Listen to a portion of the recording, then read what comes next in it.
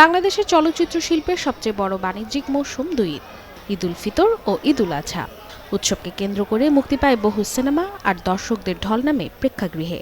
তবে সেই উচ্ছ্বাসের ভেতরেই লুকিয়ে থাকে শিল্পের বাস্তব চিত্র, সাফল্য, চ্যালেঞ্জ আর সম্ভাবনার গল্প। আজকের বিষয় হচ্ছে এই সিনেমার 7 দিন। 2026 সালের ঈদেও মুক্তিপ্রাপ্ত চলচ্চিত্রগুলো নিয়ে দর্শকদের আগ্রহ আছে। মুক্তির প্রথম 7 দিনের বক্স অফিস পারফরমেন্স, দর্শকদের রিয়াকশন এবং প্রেক্ষাগৃহের পরিস্থিতি নিয়ে চলছে চুলচেরা বিশ্লেষণ। আমরা দেখতে পেলাম যে এক এক পরিচালকের এক এক ধরনের সীমাবদ্ধতা রয়েছে, এক এক রকমের চ্যালেঞ্জ রয়েছে। প্রত্যাশার জায়গাটা সবার একই রকম, যে দর্শক দেখবে এটা, তো আমাদেরও তাই। তো সেই জায়গাটা আমরা তাদের কাছ থেকে তাদের কথা, তাদের গল্পগুলো শুনতে চাইছিলাম, যেন এখন তারা যে ধরনের চ্যালেঞ্জগুলো মোকাবেলা করে আজকে এই জায়গায় এক সপ্তাহ পার করেছেন, আগামীতে ধরনের যেন এই ধরনের চ্যালেঞ্জগুলো অনেকটা কমে আসে এবং দিন শেষে আমার বাংলা সিনেমা যেন এগিয়ে যায়।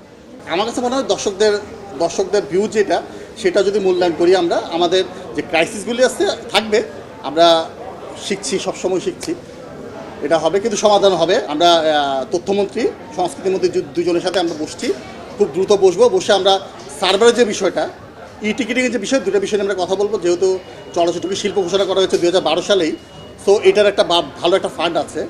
আলোচনায় উঠে এসেছে ঈদে মুক্তিপ্রাপ্ত চলচ্চিত্রগুলোর অর্জনও, দর্শক উপস্থিতি বৃদ্ধি, মাল্টিপ্লেক্স ও সিঙ্গেল স্ক্রিনের শেয়ারের চাপ এবং নতুন নির্মাতাদের গল্প বলার ধরনের পরিবর্তন। সব মিলিয়ে সিনেমা এখন ইতিবাচক হাওয়া।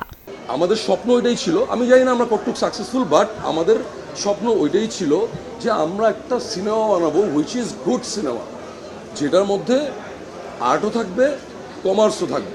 এই যে ইয়াং জেনারেশন, তারা বাংলা সিনেমার প্রতি আগ্রহ হয়েছে, সেটা কি ফিল্ম মেকারদের অনেক আমরা সমালোচনা করতেছি, কিন্তু সেটা কি সমস্ত ফিল্ম মেকারদের এক ধরনের আমি বলবো সফলতা না?